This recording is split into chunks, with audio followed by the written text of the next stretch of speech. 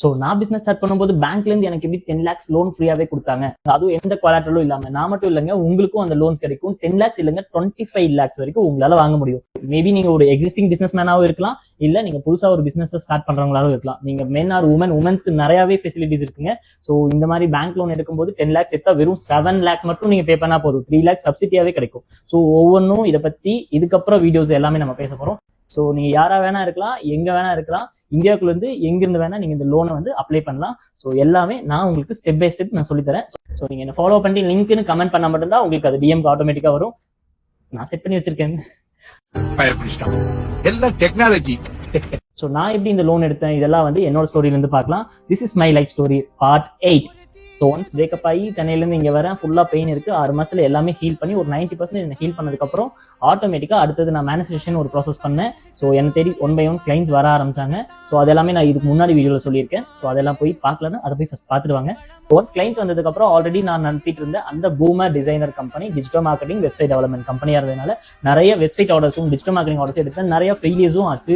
ஏன்னா நிறைய ப்ராப்ளம்ஸ். ஏன்னா வெப்சைட்டை பொறுத்த வரைக்கும் நம்ம மட்டும்தான், நானும் என்னோட டீம் ஒர்க் பண்ணாலே போதும், இல்லை ஃப்ரீலான்சராக ஒர்க் பண்ணும்போது நான் மட்டும் ஒர்க் பண்ணா போதும். பட் ஆனால் டிஜிட்டல் மார்க்கெட்டிங் பொறுத்த வரைக்கும் நான் ஃபேஸ்புக்கில் அட்வர்டைஸ்மெண்ட் கொடுக்குறேன், இன்ஸ்டாகிராம் அட்வர்டைஸ்மெண்ட் கொடுக்குறேன். ஸோ இந்த மாதிரி எக்கச்சக்கமான ப்ராசஸ் இருக்கு. எல்லாமே என்ன மட்டும் டிபெண்ட் பண்ணி இல்லை, அந்த ஃபேஸ்புக் இன்ஸ்டாகிராம் ஆட்ஸ்ல நான் யூஸ் பண்ற கீவேர்ட்ஸ், ஹேஷ்டேக்ஸ், இந்த மாதிரி வீடியோஸ், போட்டோஸ் எதுவுமே எக்கச்சக்கமான விஷயம் இருக்கு. ஸோ அதெல்லாம் கரெக்டாக இருந்தால் மட்டும்தான் கரெக்டான ரீச் கிடைக்கும். இன்ஸ்டாகிராம் ஃபேஸ்புக்கை பொறுத்த வரைக்கும் ரீச் ஈஸியாக கிடைச்சிரும், பட் ஆனால் ஸ்பெண்ட் பண்ணணும். ஸோ இந்த மாதிரி நிறைய ப்ராசஸ் இருக்கு. ஸோ 1 by 1 அதெல்லாம் கற்றுக்கிட்டு நிறைய ப்ராசஸ் பண்ணேன். ஸோ ஒன்ஸ் எனக்கு டிஜிட்டல் மார்க்கெட்டிங் இந்த வெப்சைட் டெவலப்மெண்ட் கம்பெனி மட்டுமே எனக்கு போதும் அப்படின்னு என் மனசுக்குள்ள தோணவே இல்லை.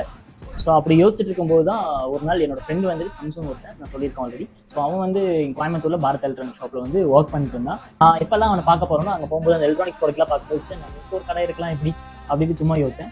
கோயம்புத்தூர் கரும்பு கடையில் ஆரிஃபா ட்ரேடர்ஸ்னு ஒரு ஷாப் இருக்கு. நான் ஸோ ஷாப்பை விசிட் பண்ணலான்னு சும்மா போனேன். அங்கே போய் பார்த்தாலும் ஃபர்னிச்சர் எலக்ட்ரானிக்ஸ் பிஸ்னஸாக அவங்க பண்ணிட்டு இருந்தாங்க. ஸோ அதை பார்க்கும்போது எனக்கு ரொம்ப ஆசை வந்துச்சு. சரி, ஓகே, நம்ம ஃபர்னிச்சர் எலக்ட்ரானிக் ஷாப் பிஸ்னஸ் பண்ணலாம்.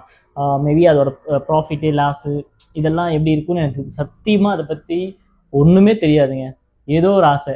அப்போ என்ன பண்ணேன்னா, சரி ஓகேன்னு ஒரு கால்குலேட்டட் ரிஸ்க் எடுத்தேன். ஸோ ஞாபகம் வச்சுக்கோங்க, ரிஸ்க் எடுங்க உங்கள் லைஃப்பில். ஆனால் அது கால்குலேட்டட் ரிஸ்க்காக இருக்கணும். உங்களால் அது பண்ண முடியுமா முடியாதா அப்படின்னு பார்க்கணும். ஸோ ஃபர்னிச்சர் எலக்ட்ரானிக் ஷாப்பை பொறுத்த வரைக்கும் அது என்கிட்ட ப்ராடக்டாக இருக்க போது. ஸோ ஒரே நாளில் கெட்டு போகாது. ஒருவேளை எனக்கு பிஸ்னஸ் தெரியாதையும் கற்றுக்க கொஞ்சம் டைம் இருக்கும். ஸோ ஒருவேளை ப்ராடக்ட்ஸே விற்காட்டியும் என்னால் வேறு யாருக்காவது திருப்பி ஒரு மாற்றி விட்டும் அதை சம்பாதிச்சிட முடியும், வாங்கின கடனை கட்ட முடியும் அப்படிங்கிற ஒரு ஐடியா வந்துச்சு. ஸோ நான் சொல்ல போனால் என்கிட்ட கேஷ் எதுவுமே இல்லை. 0 காஸ்ட்டில் மறுபடியும்